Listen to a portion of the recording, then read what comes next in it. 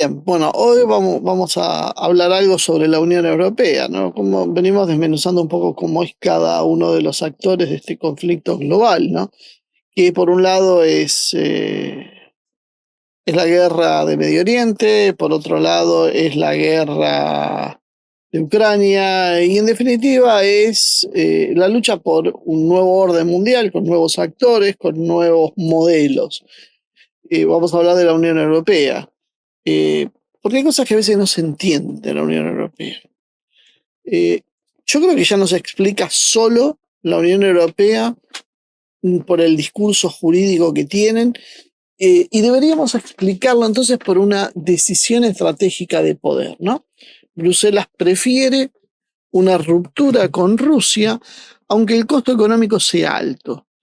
Una decisión que ya fue convertida en ley. La Unión Europea aprobó una eliminación gradual pero permanente del gas ruso con el fin de hasta el fin del 2027, y del gas hacia fines del 2027 también. Perdón, el primero fue a comienzos, el segundo hacia fines del 2027, el gas y el petróleo. Y uno se empieza a preguntar, ¿no? ¿Por qué Ursula von der Leyen dice que ni locos van a negociar con Rusia? No tienen energía, están en plena crisis y renuncian así. Rusia representa todavía entre el 12 y el 13% del gas que importa la Unión Europea, que importó la Unión Europea en el 2025. Mientras que Estados Unidos, básicamente, pasó entonces a ser el primer socio comercial, con aproximadamente el 58% de esas importaciones. Y ahora, con la guerra en Medio Oriente, vuelve a quedar expuesta porque el shock energético elevó fuertemente los precios del gas y reavivó entonces su vulnerabilidad. Las razones formales, bueno, son las conocidas, ¿no? Rusia castiga a Rusia, impide que la energía rusa se transforme en armas para la guerra, según dicen, porque Rusia vende energía que luego convierte en armas. Y por otro lado, hay una razón creo que más dura y más real, ¿no? Si Bruselas abre la puerta al gas ruso, va a terminar básicamente reconociendo la situación que está viviendo, que es que sacrificó competitividad, autonomía industrial y estabilidad social para sustituirlo por una dependencia barata, como era la rusa, por otra dependencia, pero esta vez mucho más cara, más controlable y alineada con Washington. Entonces, von der Leyen ahí viene a decir que aceptan precios altos antes que reabrir el canal ruso. Precios altos y probablemente combustible insuficiente. Esto no es solo moral, es una decisión de alineamiento geoeconómico y de disciplina política interna. La Comisión, entonces, intenta reafirmar una línea que estudia, y acá creo que está el meollo del tema, que es aliviar los ETS y otras cargas impositivas que amortiguan el golpe, para amortiguar el golpe industrial. Básicamente está entendiendo la Unión Europea que esto tiene un costo grande, pero a la vez no quiere corregir el costo estratégico. Y vamos a meternos en lo que dije que es el corazón del problema, porque acá se mezcla la ecología boba con los intereses. Los ETS es el régimen de comercio de derechos de emisión. Es básicamente un sistema por el cual la Unión Europea le pone precio al carbono.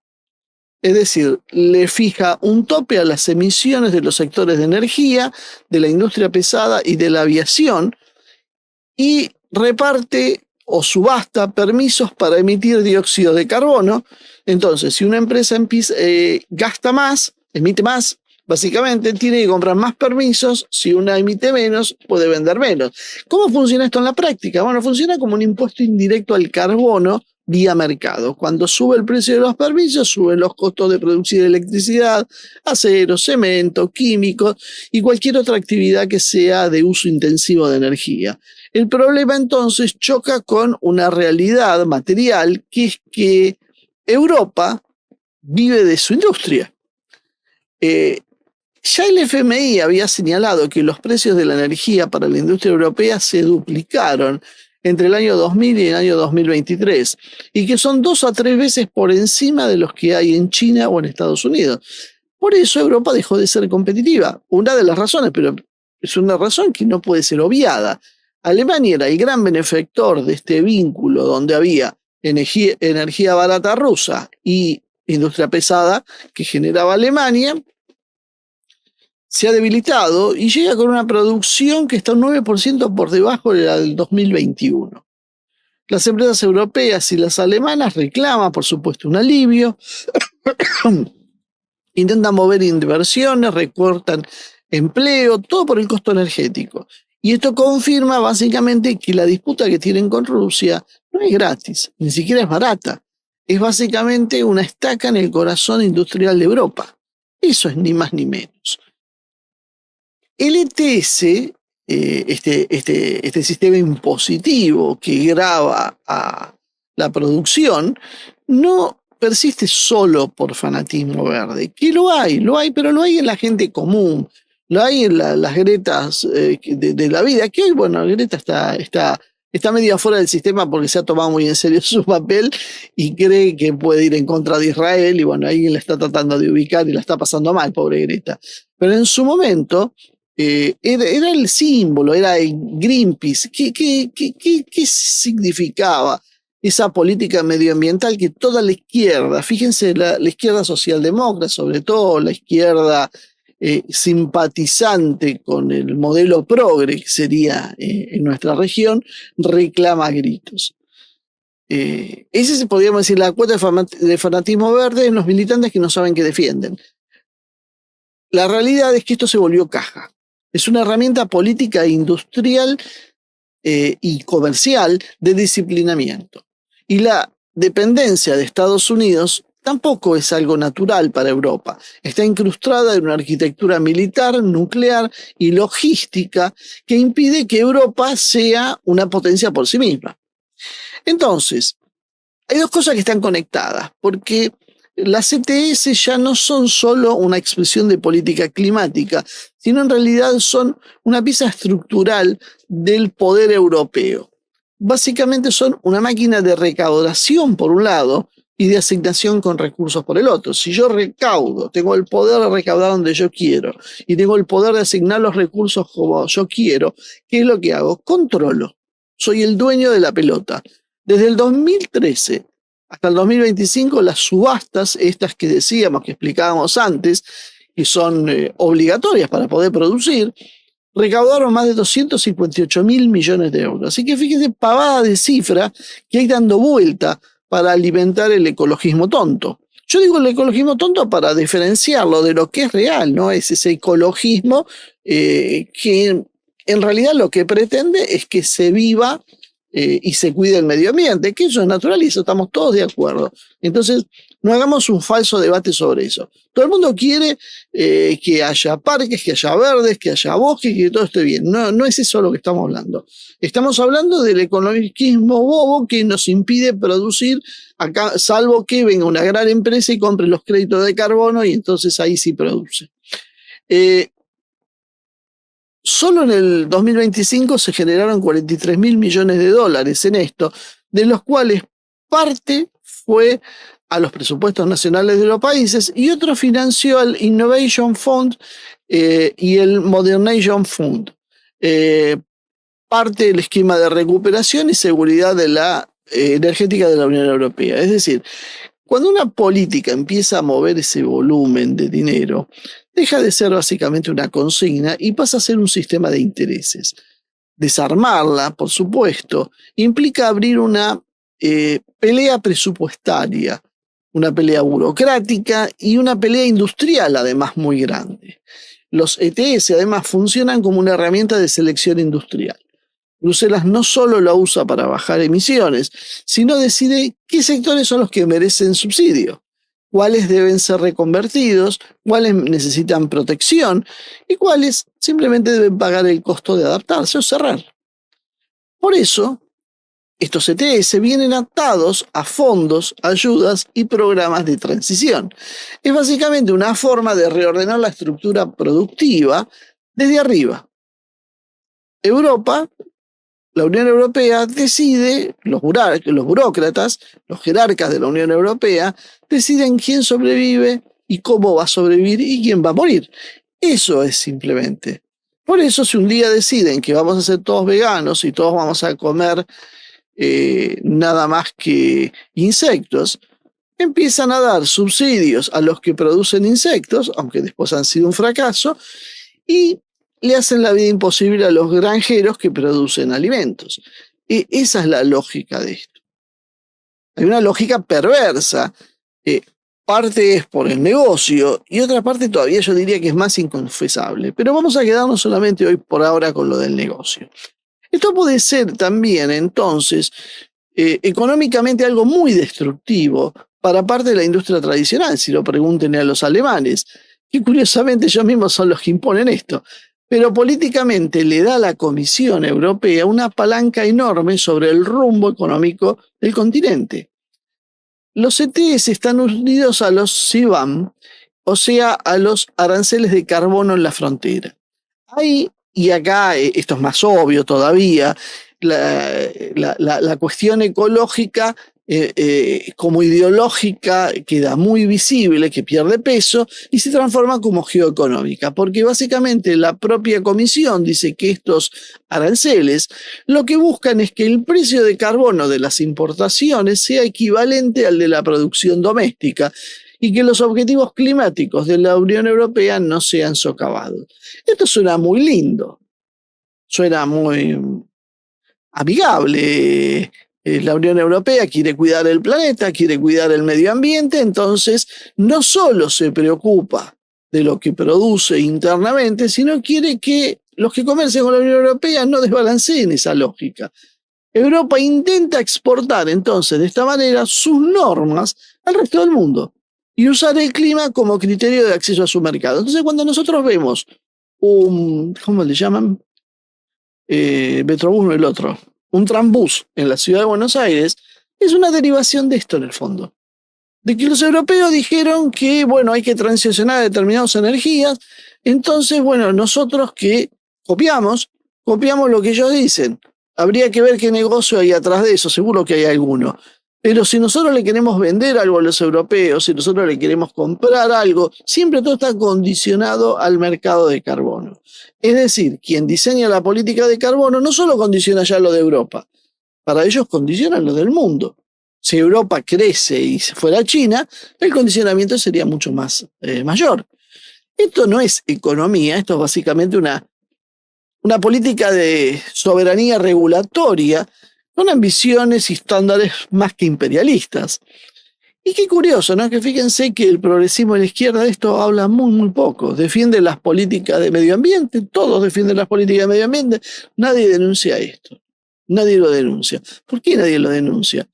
Porque ya vimos, solo en el 2025 había más de 40.000 millones de dólares dando vuelta arriba de la mesa para repartir. ¿Quién va a denunciar eso? Si es parte del reparto.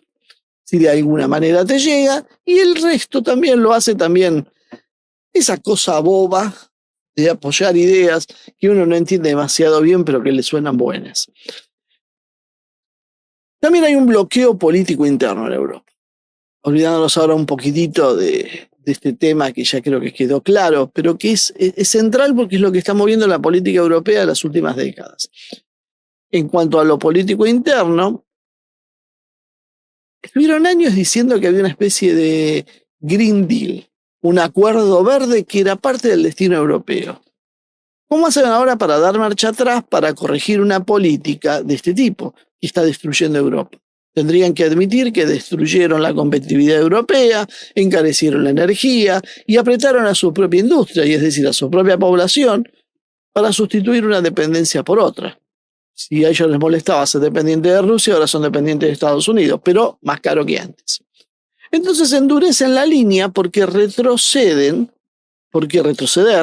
tendría un costo político muy alto para las élites que gobiernan, porque todas, no estamos hablando de un partido que dijo esto, o de un político que lo voltean y ponen a otro. Estamos hablando de todo el conjunto político.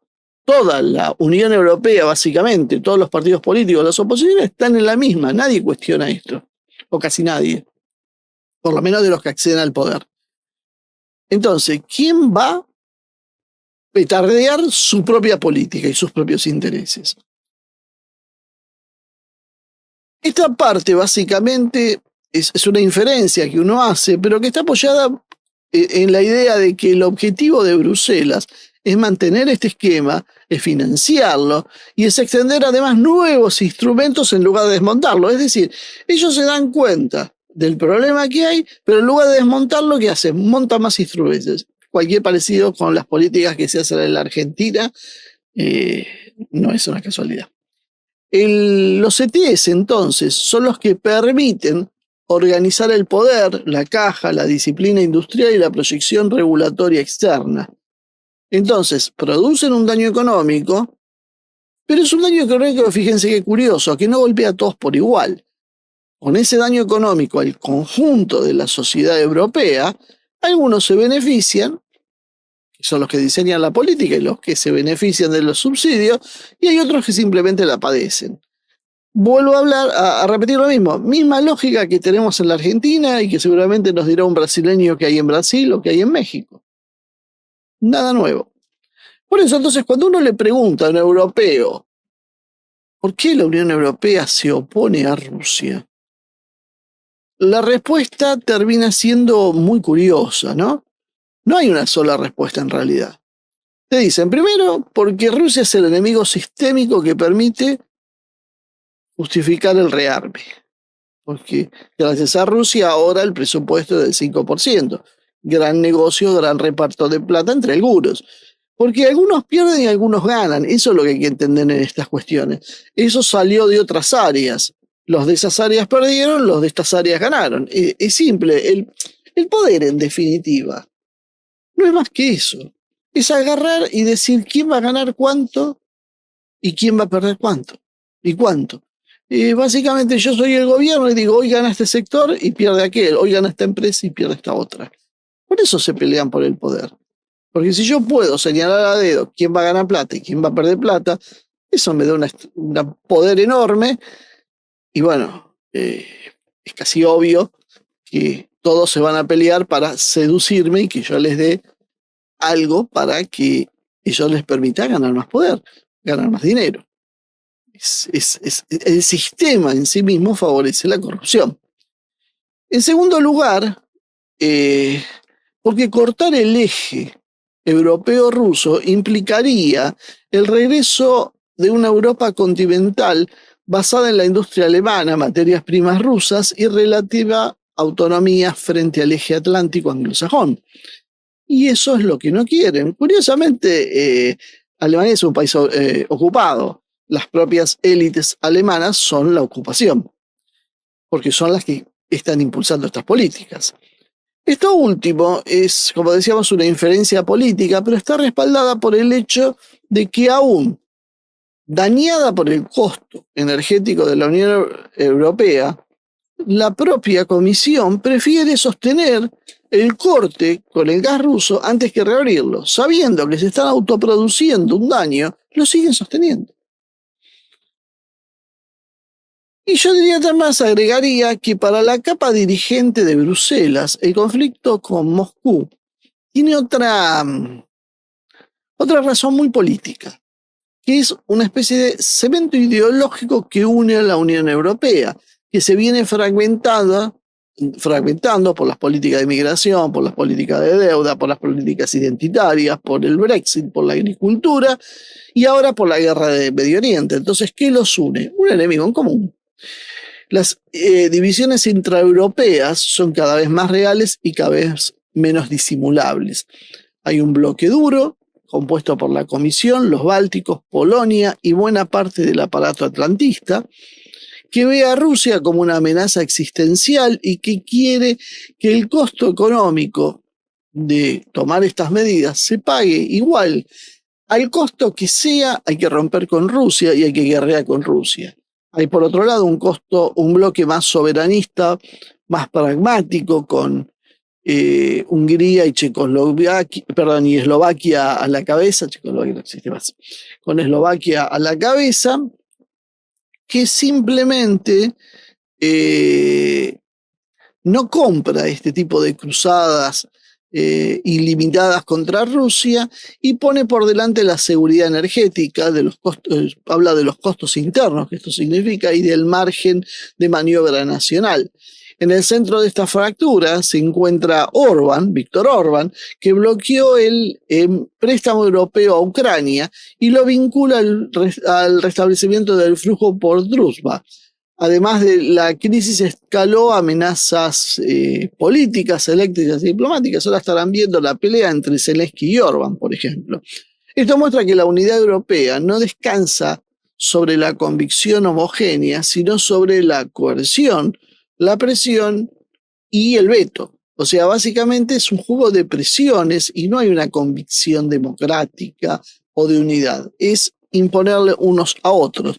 Y hay un bloque intermedio, más ambiguo que estos, que lo encabeza Francia, que tiene... ¿Cuál es la diferencia con Francia? Porque Francia no quiere ninguna resolución amigable con Rusia. Francia es de los que cabezan la locura de la guerra con Rusia. Pero lo que quiere hacer Francia es reemplazar la tutela estadounidense por el liderazgo europeo. No volver al equilibrio.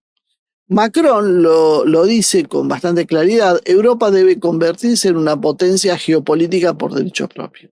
Por lo menos lo que dice. La realidad, a mí me da la sensación que París es la cabeza de lo que consideramos el globalismo, es decir, el sector quiere un modelo global que es impulsado básicamente por el mundo anglosajón históricamente, pero que es el que ha sufrido una derrota con la llegada de Trump al poder. Bueno, la oposición a eso la encabeza, podríamos decir, Macron.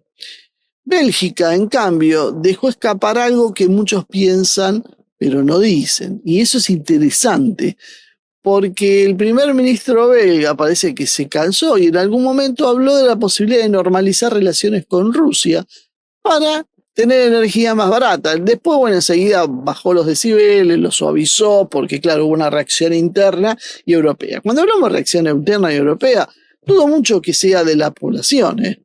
Es la reacción interna, es las élites del país de Bélgica en este caso, y las élites europeas y los medios de prensa. Porque después, si a la gente común, si van a preguntarle a un ciudadano belga, o a un ciudadano francés, o a un ciudadano español, si quiere pactar con Rusia, terminar la guerra, ahorrarse los costos del aumento del presupuesto militar, o por lo menos parte, y tener el gas ruso de vuelta barato, yo no sé cuántos van a decir que no. Esa reacción que no permite ni siquiera pensar, bueno, eso tiene que ver con precisamente que hay hipótesis que no se pueden presentar sobre la mesa porque por ahí la gente las toma. Y también podemos pensar otra cosa. ¿Qué pasa si Europa se sigue distanciando de Estados Unidos? Porque eso es lo que estamos viendo ahora. Entonces separemos lo diplomático de lo estructural. En lo diplomático hay una distancia. Europa rechaza seguir la línea de Trump en la guerra contra Irán y no quiere subirse a una aventura militar que ve como improvisada, costosa, impopular y de resultados vidriosos. También tiene problemas comerciales con Washington, que ya vienen golpeados por el tema de los aranceles, y esto se refleja en las quejas de los europeos porque hablan de un arancel desequilibrado que ha puesto Estados Unidos.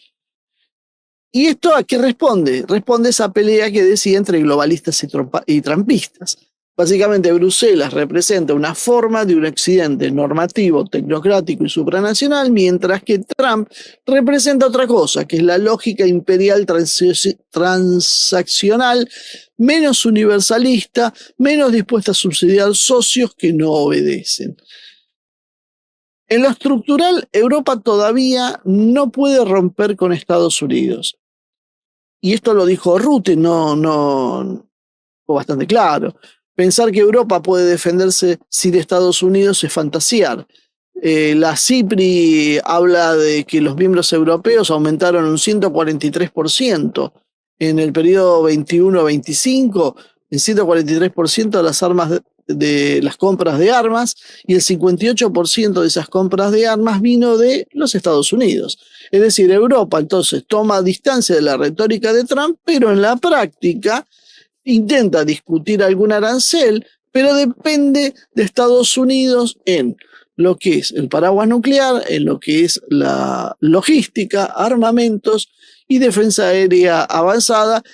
Por lo tanto, no hay una autonomía estratégica, es básicamente un programa político eso, pero no una realidad material. Y encima ahora tiene la dependencia energética. Por eso el escenario, entonces, más probable no es una separación limpia entre ambos bloques, salvo que no haya reconciliación. Por eso hay una lucha por despojarlo a Trump del poder, y eso es lo que intentan hacer.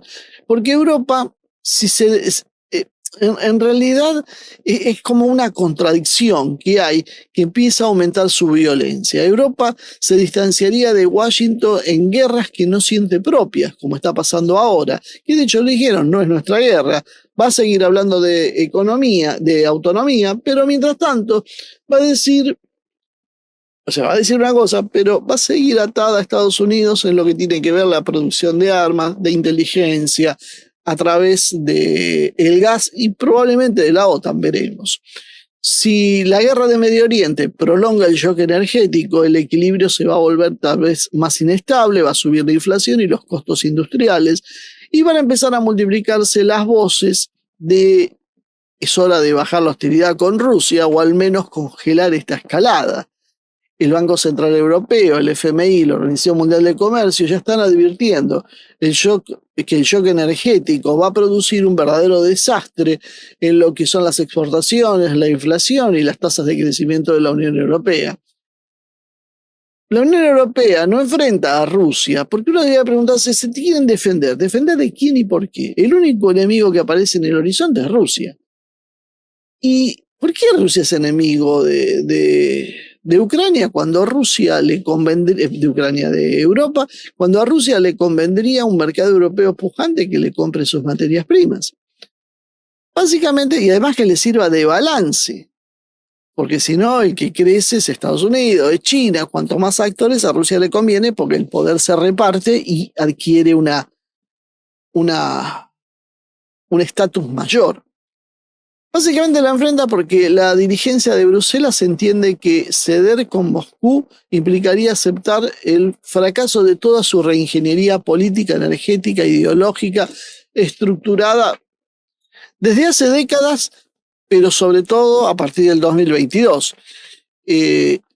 Pero esa línea entonces tiene tres limitaciones: el costo industrial, la fractura con los Estados miembros y la dependencia persistente de Estados Unidos. Si Trump sigue endureciendo su enfoque transaccional y reduce su respaldo, el bloque europeo tendrá que elegir entre algunos males, como pagar la autonomía militar costosa, aceptar una subordinación más áspera con Washington o reabrir tarde o temprano el comercio con Rusia. Y en ese punto entonces aparece la verdadera grieta, que no es entre demócratas y autoritarios, sino básicamente que, y esto a veces a mucha gente le cuesta entenderlo y cree que nosotros defendemos a Trump o que atacamos, acá se trata de dos formas de gestionar la decadencia del poder de Occidente. Uno es el globalismo y otro es el trumpismo. Mientras Europa intenta ver cómo zafa de esta o algunos sectores, la burocracia europea termina ganando instrumentos que paga la industria. Entonces Europa necesita a Europa para defenderse, pero claro, la pregunta, vuelvo a insistir, ¿y si pacta con Rusia? ¿Por qué no pacta con Rusia y se acabó el problema? Porque Europa necesita a Estados Unidos porque en realidad construyó su seguridad de una manera y de esa manera atrofió su propia capacidad crítica. No hay una ley natural, no hay un designio divino. Esto es una arquitectura que ha construido Europa.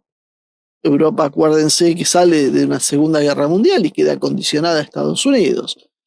El Libro Blanco de Defensa de la Unión Europea reconoce que hay brechas críticas en las capacidades de defensa y enumera prioridades que son cosas que justamente escasean o están fragmentadas. Defensa aérea, antimisiles, transporte estratégico, reabastecimiento en vuelo, inteligencia y vigilancia, comunicaciones seguras, infraestructura y movilidad militar.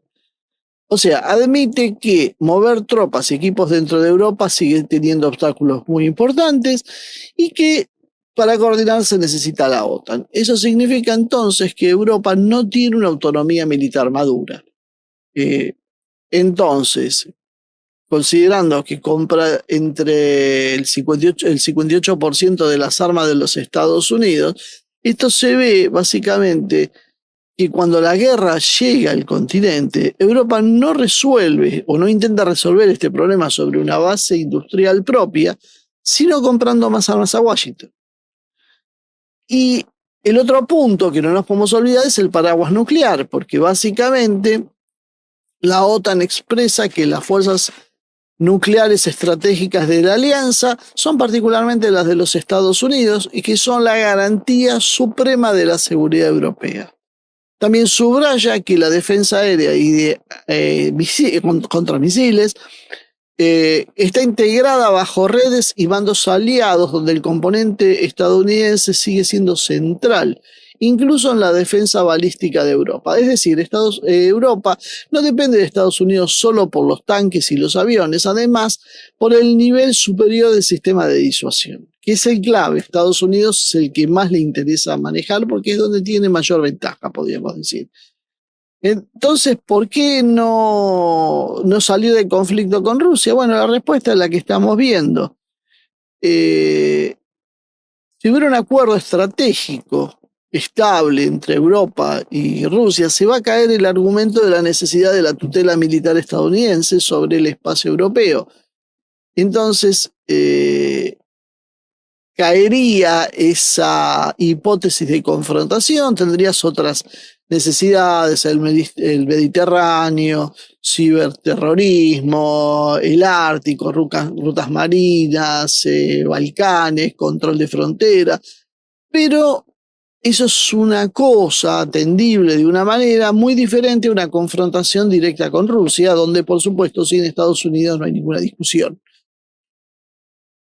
En ese sentido, ahí es donde aparece la parte de la necesidad europea de depender de Estados Unidos. Es una necesidad autocreada por la política de ser hostiles con Rusia y de considerar a Rusia como un enemigo estructural cuando en realidad debería ser lo contrario. Eso es lo que encaja con la doctrina actual de la Unión Europea y la OTAN sigue siendo entonces la organización armada para defenderse de la amenaza rusa, según entienden los europeos.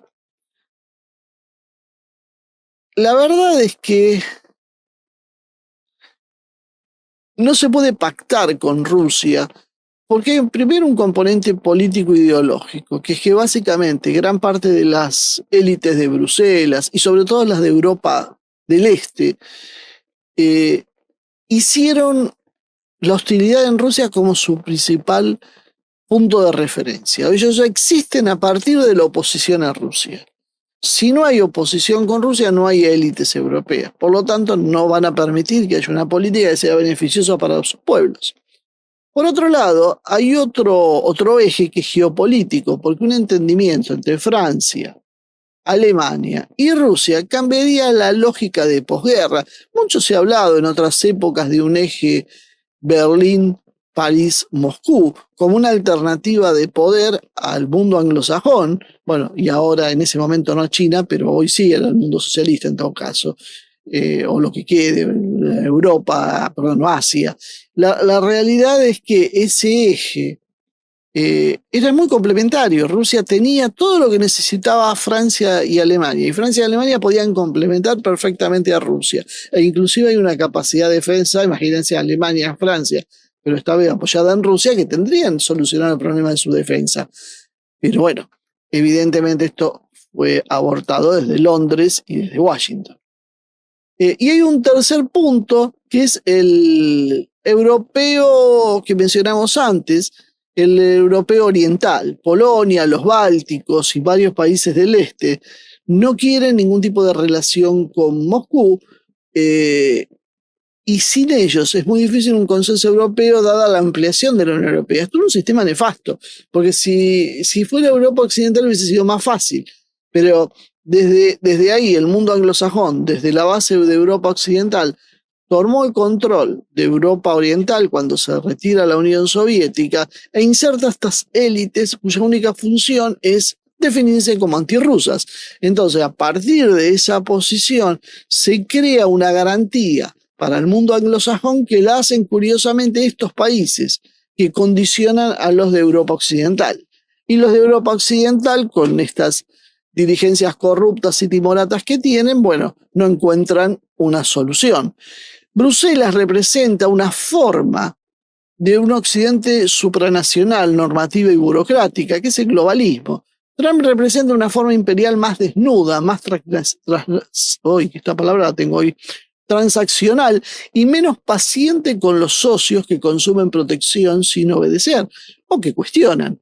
Europa hoy intenta entonces tomar distancia política con Washington en conflictos como el de Irán, como decíamos antes, pero sigue atada entonces a Estados Unidos en defensa, en disuasión militar, y la verdad es que Europa rechaza a Trump en la guerra de Irán, pero lo hace sabiendo que la relación transatlántica no tiene mucha resolución.